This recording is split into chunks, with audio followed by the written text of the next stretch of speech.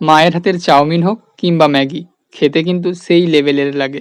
জানি না তোমরা কখনো এইভাবে ম্যাগি খেয়েছো কিনা, হয়তো তোমাদের ভিডিওটা নাও ভালো লাগতে পারে, কিন্তু কি করব বলো, আমরা অত্যন্ত গরিব মানুষ, যেভাবে পারি সেইভাবেই বানিয়ে খাই।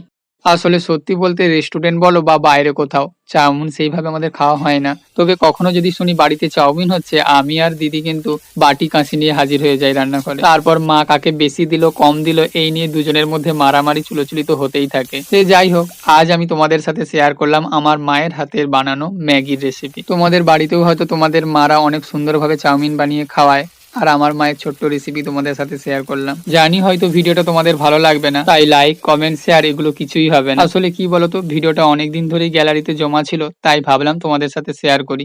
কারো না কারো যদি ভালো লাগে তাহলে আমারও খুব ভালো লাগবে। যাই হোক, তোমরা সবাই খুব ভালো থাকো, সুস্থ থাকো, দেখা হবে আবার হয়তো অন্য কোনো ভিডিওতে।